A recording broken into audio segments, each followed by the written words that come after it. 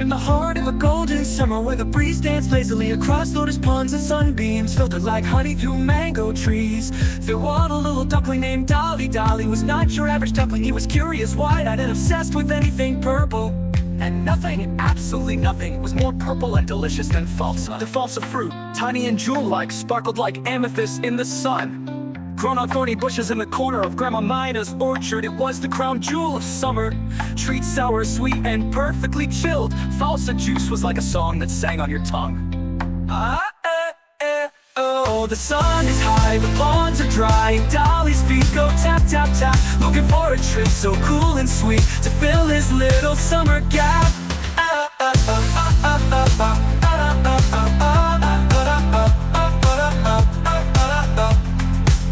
One sweltering noon, as the dragonfly zipped in zigzags over the water, Dolly wiped the sweat off his brow, her beak, and sighed. "I'm so thirsty," he quacked, his feathers sticking to his downy sides. He plopped under the shade of a neem tree, where Grandma Mina sat on a wolf in sharp pie, fanning herself with an old newspaper. "What's the matter, little one?" she cooed. "I'm dry as cracked mud, Grandma. I need something cool, something amazing, something purple." Grandma Mina chuckled, and it sounds like it's time for some Falsa juice. Dolly's eyes lit up. "Falsa juice? The real kind? The one with ice and salt and sugar?" "The very same," she nodded. "But you'll have to help me make it." To the orchard they went, wings full of glee, past marigolds buzzing with bumblebee, through dusty roads where the Falsa grew, with berries of every purple hue, berries of every purple hue. Dolly carefully picked the ripest Falsa fruits, dark and plump, just ready to burst. He pecked a few into his beak, the tang making him scrunch his eyes and flap his wings. "Sour," he giggled. Grandma Mina watched the berries, then dropped them into a big clay pot. She handed Dolly a wooden masher, and together they crushed the berries until they bled their purple magic. There came a dash of sugar, a pinch of black salt, and just a twist of lemon. A lemon. She poured the juice through a sieve, added cool water from the clay knocker, and blinked in a few ice cubes that cracked and popped like tiny fireworks. "Ready?" she smiled, handing him a glass. Dolly held the frosty tumbler with both wings and took a sip. Oh, the Falsa chilled his little bill and danced down to his toes. It fizzed and sang like a summer song, as bright as a marigold rose. "It's amazing," he squealed, slurping so fast he got a purple mustache. Grandma Mina laughed. "Slow down, duckling, or you'll freeze your beak." But it was too late. Dolly had brain freeze. He plopped back in the shade, eyes crossed, tongue out. Totally worth it, he groaned dramatically. The word of Dolly's juice adventure spread fast through the orchard. The squirrels peeked down from the guava tree. The kobo stopped her singing mid-note.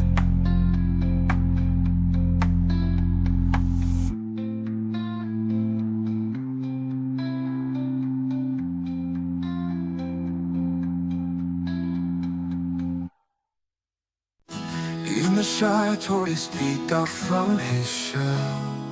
They all wanted. So the next day, Dolly set up a Falsa juice stand right under the neem tree. Wooden plank balanced on two clay pots, a handwritten sign in purple crayon. "Falsa juice, 1 pebble per glass." He mashed and stirred, served and giggled, as a line of thirsty animals waited under the blazing sun. Squirrels chattered, peacocks danced, the porcupine came with the purple lens. Even the monkeys from the old fig tree queued up clapping in jubilee. "Best thing I've had all summer," chirped the sparrow. "Tastes like sunset," said the mole. "I want 10 glasses," said the buffalo, who fainted dramatically from the heat just to get in line again. Dolly was proud, his feathers fluffed up like a marshmallow. He had become the Falsa king of the orchard. But running a juice stand was no easy job. His wings got sticky, his feathers were splashed in juice. By the end of the day, he looked more purple than yellow. Still, Dolly wouldn't trade it for anything.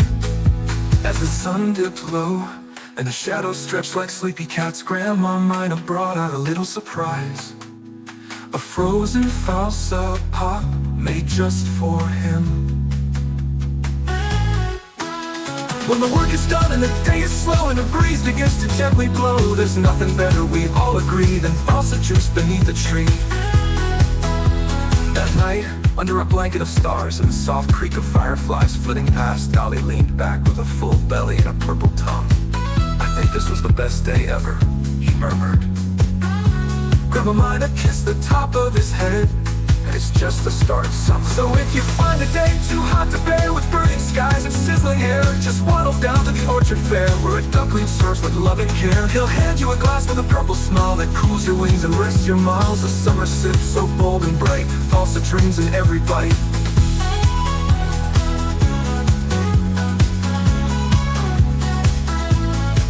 And if you look closely at the edge of the pond, you might still find Dolly with a jug of juice, humming his summer song and sipping the magic of purple joy, one slurp at a time.